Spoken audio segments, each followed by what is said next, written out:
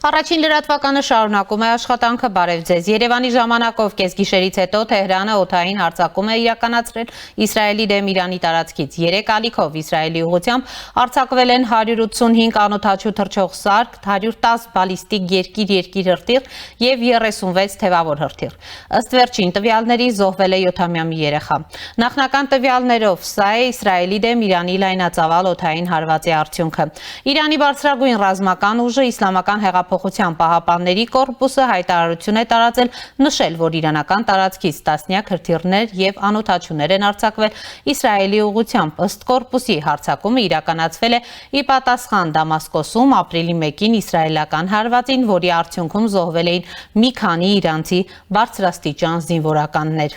ՄԱԿ-ում Իրանի մշտական ներկայացուցչությունը հայտարարել է, թե Իսրայելի ուղղությամբ Իրանի հարվածը ինքնապաշտպանություն է նախատեսված ՄԱԿ-ի կանոնադրությամբ եւ Միացյալ Նահանգները պետք է հեռու մնա։ Իրանի ռազմական գործողությունը օրինական պաշտպանության վերաբերյալ ՄԱԿ կանոնադրության 51-րդ հոդվածի հիման վրա է իրագործվել ի պատասխան Դամասկոսում դիվանագիտական կառույցների վրա սիոնիստական ռեժիմի հարձակման։ Թեման կարելի է լուծված համարել, հայտարարել է իրանական դիվանագիտական առաքելությունը եւ հավելել, եթե իսրայելական ռեժիմը եւս մեկ սխալ թույլ տա, Իրանի պատասխանը շատ ավելի դաժան կլինի։ Հարձակումը ըստ փորձագետների իրականացվել է 3 ալիքով։ Իսրայելի բանակի փոխանցման արձակված հրթիռների եւ անօդաչուների 99%-ը խոցվել է։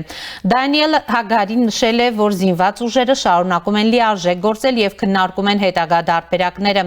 Գլխավոր ռազմական խոսնակը Իրանի գործողությունները շատ լուրջ է որակել, շեշտելով դրանք տարածաշրջանը մղում են էսկալացիայի։ Իրանը նաև հարվածել է Նեգև անապատում գտնվող ռազմակայանին, ըստ նախնական տեղեկությունների չնչին վնաս է հասցվել։ CNN-ը վկայակոչելով իսրայելյան եւ ամերիկյան աղբյուրներին հաղորդել է, որ ապրիլի 13-ի լույս 14-ի գիշերն Իրանից Իսրայելի ուղղությամբ արձակված հարյուրավոր հրթիռներից եւ անօդաչու թռչող սարքերից եւ ոչ մեկը թիրախին չի հասել, դրանք վնասազերծվել են իսրայելյան եւ ամերիկյան հակաօդային պաշտպանության համակարգերի ջանքերով։ Խոցված եւ վայր ընկած իրանական հրթիռներից մեկի բեկորներից ծանր վնասվածք է ստացել մի 10-ամյա հրեա երեխա, որին տեղափոխել են հիվանդանոց, այլ տուժածների մասին տեղեկություններ չեն ստացվել։ Իսրայելի հակաօդային պաշտպանությանը միացել են նաև ամերիկյան ուժերը, որսացել ավելի քան 70 անօդաչու թռչող սարք եւ առնվազն 3 բալիստիկ հրթիռ, որոնք արձակվել են Իրանի կողմից։ Ըստ աղբյուրի, բալիստիկ հրթիռները որսացել են միջերկրական ծովի արևելյան հատվածում գտնվող ռազմանավերը։ Ամերիկյան կործանիչները նույնպես մասնակցել են անօդաչու թռչող սարքերի որսալուն եւ խոցմանը։ Իսրայելի վարչապետ Բենյամին Նեթանյահուն հայտարարել է Իրանի օդային հարձակումը հետ մղելու մասին, խոստանալով, որ երկիրը եւ Իսրայելի ժողովուրդը կհաղթեն։ Մենք որսացինք իրանական թիրախները, հետ մղեցինք հարձակումները եւ միասին կհաղթենք, գրել է նա։ Նախագահ Ջո Բայդենն էլ նշել է, թե Իսրայելի վրա հարձակումներ են իրականացվել Իրանի, Եմենի, Սիրիայի եւ Իրաքի տարածքներից։ Նա նշել է, թե իր ցուցումով վերջին շաբաթվա ընթացքում ամերիկյան զինվորականները լրացուցիչ ուժեր են մտցրել տարածաշրջան։ Հայտարարությունում նշվում է նաեւ, որ Իսրայելի վրա Թեհրանի հարձակման ժամանակ իրանական հարձակումներ չեն եղել ամերիկյան զորքերի կամ օբյեկտների վրա։ Թեև մենք այսօր հարձակումներ չենք տեսել մեր ուժերի կամ օբյեկտների վրա, բայց մենք զգոն ենք մնալու բոլոր սպառնալիքներին եւ չենք վարանի ձեռնարկել բոլոր անհրաժեշտ միջոցները մեր ժողովրդին պաշտպանելու համար, ասվում է ամերիկյան նախագահի հայտարարության մեջ, որը տարածել է Սպիտակ տան մամուլի ծառայությունը։ Իրանի զինված ուժերի գլխավոր շտաբի պետգեներալ մայոր Մոհամմադ Հոսեյն Բաղերին մեկնաբանելով Իրանի գիշերային հարձակումը Իսրայելի վրա հայտարարել է, որ իրենք այս գործողությունները դիտարկում են որպես արդյունք եւ իրենց տեսանկյունից այն ավարտվել է, այն շարունակելու մտադրություն չկա, բայց եթե սիոնիստական ռեժիմը որևէ քայլ ձեռնարկի նաեւ մեր դեմ, մեր հողի վրա կամ Սիրիայում կամ այլ երկրում մեզ պատկանող օբյեկտներում, մեր հաջորդ գործողություններն ավելի մեծ կլինեն, նախազգուշացրել է Բաղերին։ Իրանի արտգործնախարար Հոսեյն Աբդոլլահյանը հայտնել է, թե իրենք տեղեկացրել էին նահանգներին, որ հարվածը լինելու է սահմանափակ եւ ինքնապաշտպանական բնույթի։ Մենք շահագրգռված չենք հակամարտության ընդլայնմամբ, ասել է նա։ Երուսաղեմի հայկական թաղամասում ամեն ինչ հանգիստ է, զոհեր, վիրավորներ չկան։ Երուսաղեմի հայոց պատրիարքության Սրբոց Հակոբյանց միաբանության անդամ հայր Տիրան Վարդապետ Հակոբյանը Երուսաղեմից տեսանյութ է հրապարակել։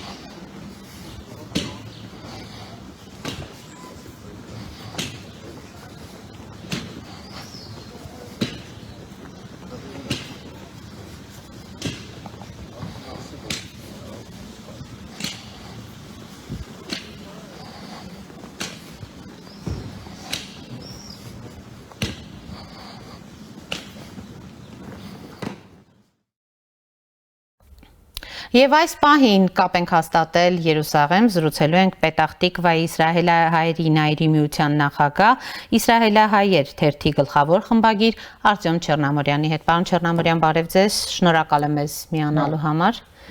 Ողջույն, շնորհակալ եմ հնարավորության համար։ Ես հիմա Պետախտիկվայում եմ գտնվում։ Եվ պարոն Չեռնամորյան,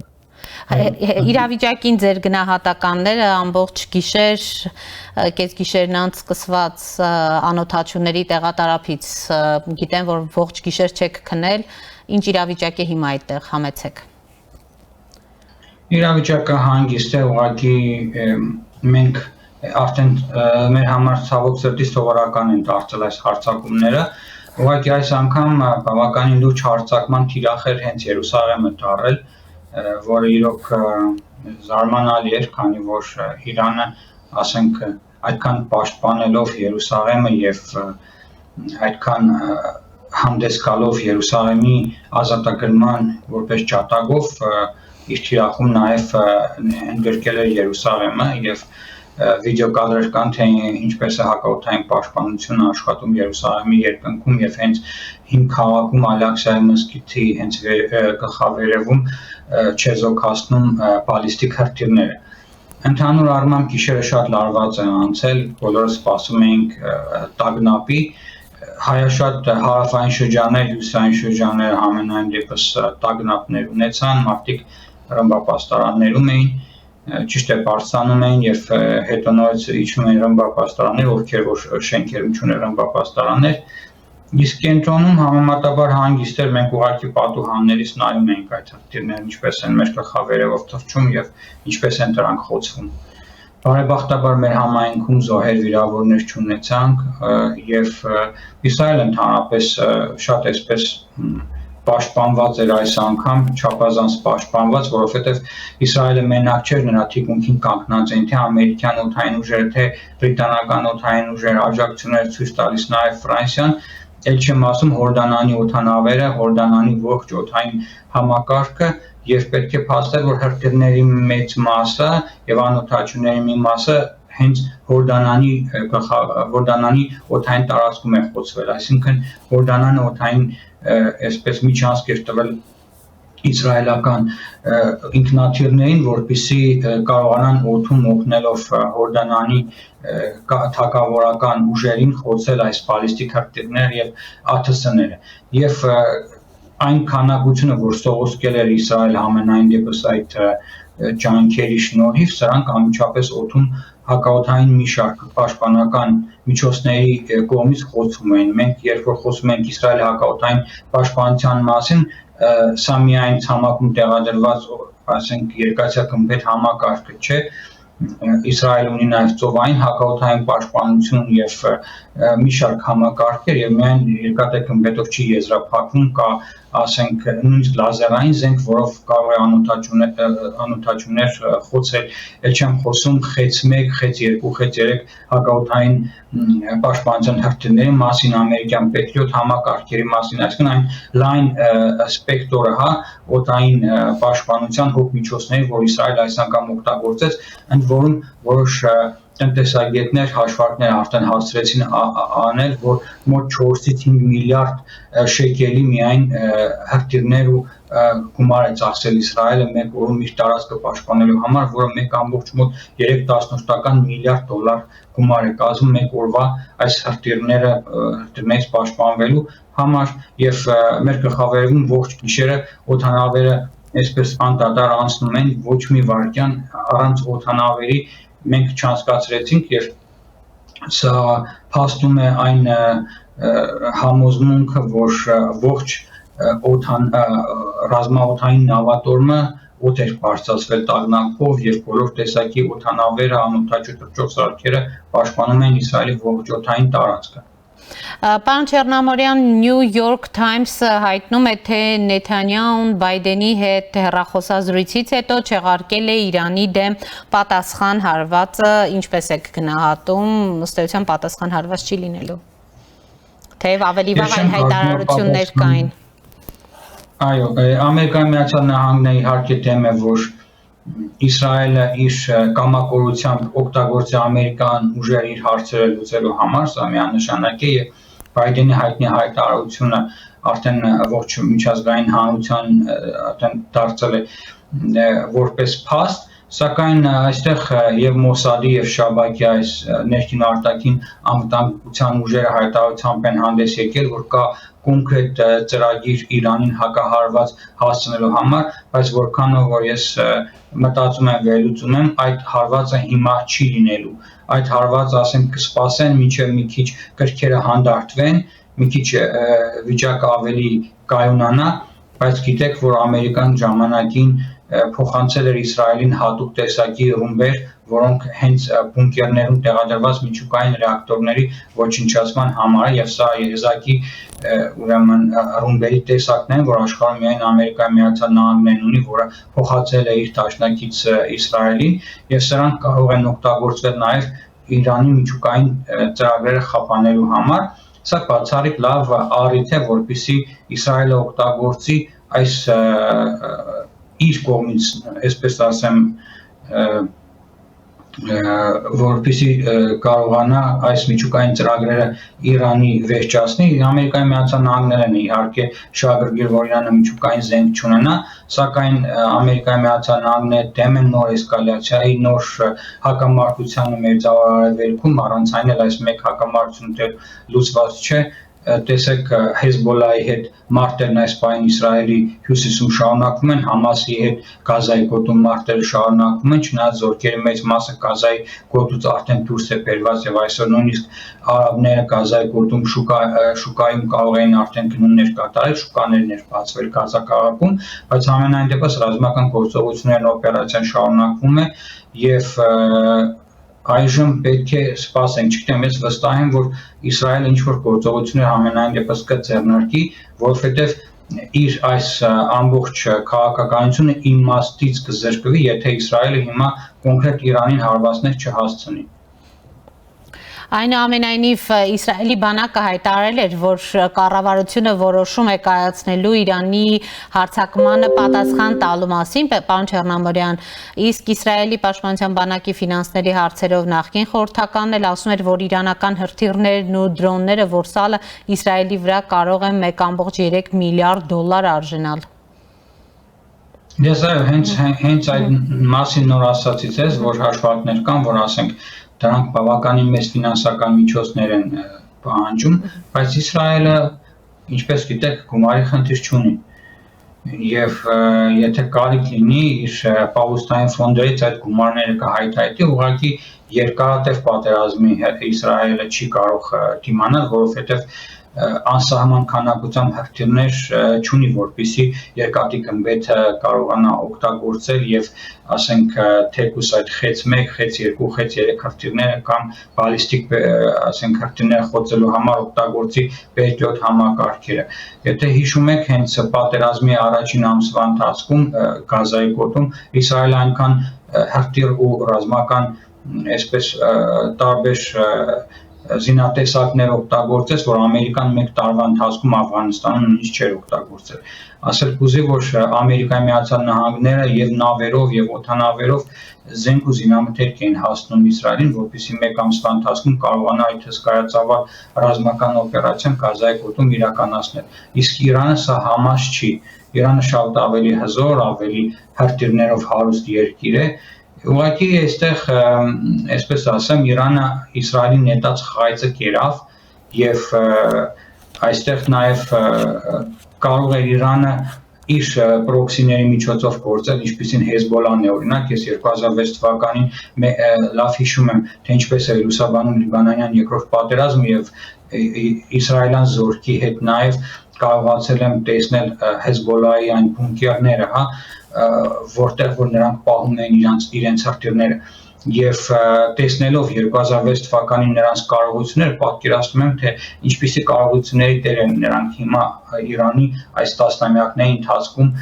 ֆինանսավորման եւ հրթիռների տրամադրման պարագայում եւ Իրանը կարող է շատ հանգիստ թե Եմենի հութիներին եւ թե Հեզբոլային ասենք տար կանաչ ճանապարհ հրթիռները ուրեմն բաց թողնելու հետ կապված, սակայն խայծը կերավ Իսրայելի եւ որոշեց անձամբ ինքը ռազմական գործողությունների մեջ մտնել։ Այստեղ շատ լուրջ մարտահրավերներ են նետվել այս պահին, բավականին ովքեր որ կարողանում են հասկանալ ու վերլուծել, բավականին լուրջ իրավիճակ է ստեղծվել թեկուզ Հայաստանի համար եւ ես կուզենայի որ մենք քննարկենք թե հայերի համար ինչ հնարավոր վտանգավոր հետևանքներ կարող է ունենալ այս նոր պատերազմը տարածաշրջանում։ Ինչ հետևանքներ կարող է ունենալ պարոն Չեռնամիրյան, որովհետև երեք արդեն շատերը հայտարարում էին համացանցում կես գիշերն անց, որ այ երրորդ համաշխարհային պատերազմի մեկնարկ է նկատվում եւ այլն, չի բացառվում պատերազմի բռնկումը։ Հիմա էլ կա այդ վտանգը, այս պահին էլ եք նկատում։ Ես չէի ասի թե երրորդ համաշխարհային պատերազմի վտանգ կարող է լինել, բայց խնդիրն այն է, որ տեսեք, չպետք է մոռանալ, որ Իսրայելը մինչև 2020 թվականը 5 միլիարդ ԱՄՆ դոլարի զենք է փոխանցել Ադրբեջանին։ 44 օրից հետո իմ հաշվարկներով արդեն 4 միլիարդ ԱՄՆ դոլարի նոր զինատեսակների պայմանագրեր ունի ու մեծ մասը արդեն գրեթե փոխանցել է, հիշում եք Fly Radar-ով անընդհատ երևացող այն ավիաչվերթները, որով Ադրբեջանը զենք էր ներկրում, ասենք Իսրայելից եւ հիմա Հայաստանի իշխանությունը պետք է շատ լուրջ նստեն եւ հաշվարկներ կատարեն։ Արդյոք ունենային վերլուծական կենտրոններ, արդյոք ունենային վերլուծություններ, թե կոնկրետ X դեպքում ինչպիսի քայլեր պետք է ձեռնարկի Հայաստանի Հանրապետությունը։ Ենթադրենք Իսրայելը անմիջապես հարվածի Իրանին եւ սրանից օգտվեն, ասենք, Հայաստանի թշնամիները, Հայաստանի ոչ բարեկամ երկրներն, ինչպիսին են Ադրբեջանն ու Թուրքիան, կամ Ռուսաստանը հրահրի Ադրբեջանին, որպեսզի փորձեն արդից օգտվելով, ինչպես կորոնավիրուսի ժամանակ 44 օրյա պատերազմը, երբ որ աշխարհը զբաղված էր կորոնավիրուսով, նրանք արդից օգտվեցին, հիմա սա ինչ վատ առիթ է, սա առաջինը։ Երկրորդը, իսկ հաշվարկել են արդյոք, եթե Իսրայելը օգտագործի Հայաստանից գրավված տարածքները, ջրականը եւ այլն այն տարածքները, որտեղ նա ունի ռազմական բազաներ, որտեղ նա ունի օդանավակայաններ կառուցած, այդ տարածքները Ադրբեջանից Իրանի վրա հարձակվելու համար։ Այս դեպքում Իսրայելն ու Ադրբեջանը կլինեն դաշնակից պետություններ։ Եվ եթե հենց այս դեպքում պատերազմը Իսրայելը հարվածի այս դեպքում Իրանին, արդյոք Իրանը կհարվածի Ադրբեջանի այդ տարածքներին, եթե այո Իսրայելը անպայման Ադրբեջանին հաստատ կպաշտպանի եւ Ադրբեջանը միևնույն ժամանակ եթե հարձակվի Հայաստանի վրա, Իսրայելն էլ իր հերթին կպաշտպանի Ադրբեջանի այն տարածքները։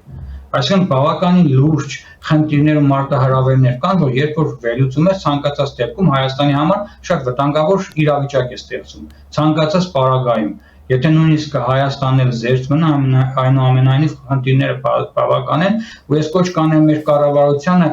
վերլուծել, հասկանալ, հեռուն նայել ու կոնկրետ քայլեր մտածել, թե այս դեպքում, այն դեպքում ինչ հնարավոր ուրեմն միջոցներ կարելի է ձեռնարկել, որպեսզի Հայաստանը զերծ պահի պատերազմից։ Սա առաջինը։ Եվ երկրորդ ամենակարևորը, պետք է այստեղ մենք կատարենք մեր որոշումը։ Այլևս այսպես խուսանավելով, Ռուսաստան գնալով կամ չգիտեմ ինչ անելով հարցը չես լուծելու։ Այստեղ կոնկրետ պետք է Ֆրանսիային դիմել, պայմանագիր ռազմական կնքել Ֆրանսիայի հետ, ստանալ Ֆրանսիայից պաշտպանական միջոցներ, որպեսզի մեր երկիրը կարողանա կոնկրետ այս պահին պաշտպանել։ Նույնը նաև Ամերիկան Միացյալ Նահանգների հետ պետք է կոնկրետ ռազմական պաշտպանության հենց հիմա շատ անհրաժեշտ է նման պայմանագիր կնքել։ Տեսեք Ամերիկայի Միացյալ Նահանգները Իսրայելի բարեկամն է, ինչպես է պաշտպանում Իսրայելին։ Իսրայելը որևէ բլոկի մեջ այս պահին ընդգրկված չէ, երբևէ ընդգրկված չի եղել, որպես դաշնակից պետություն, ինչպես պաշտպանեց Իսրայելը օրը այս գիշերը ցեզ օրինակ։ Ինչ վատ կլինի, որ Իսրայելին նման մենք էլ Ամերիկայի Միացյալ Նահանգների նման ինչպես Իսրայել ունի, մենք էլ Ամերիկայի Միացյալ Նահանգների նման իրական իսկական դաշնակից ունենանք, այլ ոչ թե Ռուսաստանի նման, որ առիթը չի թողնում մեզանից մի հատ հողակտոր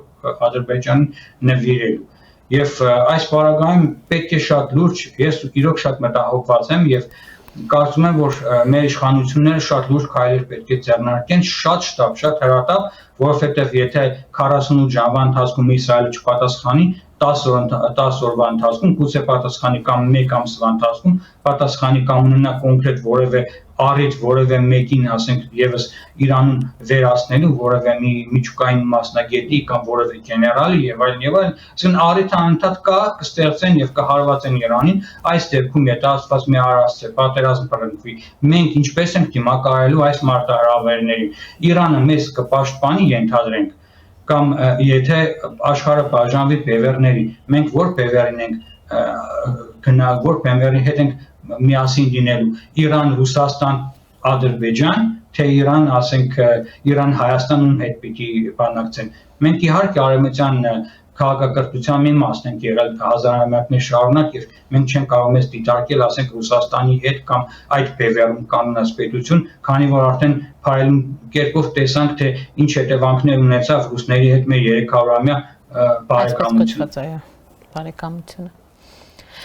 Պարոն Չեռնամարյան, այնուամենայնիվ դասեր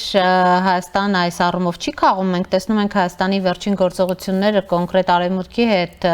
հարաբերությունների խորացման ճանապարհով են գնում։ Ես այդ քայլերը շատ անբավարար եմ գնահատում, որովհետև այդպես միայն ճառերով չի, խոսելով չի, կոնկրետ գործեր են պետք։ Օրինակ ռազմական միայն կոմպոնենտը չէ, տնտեսական նաև բարեփոխումների խնդիրն է այստեղ, ռուսական այդ ամբողջ աղբից ազատվելու խնդիրը կա, ռուսական բազան Հայաստանից, Գյումրիից հանելու խնդիրը կա, Էրեբունից հանելու խնդիրը կա, ռուս սահմանապահներից հայկական սահմանները ազատելու խնդիրը կա, մեր տնտեսությունը դիվերսիֆիկացնելու խնդիրը կա։ Շնորհակալ եմ պարոն Չեռնամարյան մեզ միանալու համար, հիշեցնեմ, որ զրուցում ենք Պետախտիկվայի իսրայելահայերի Նայերի միության նախագահ իսրայելահայեր թերթի գլխավոր խմբագիր Արտյոմ Չեռնամարյանի հետ։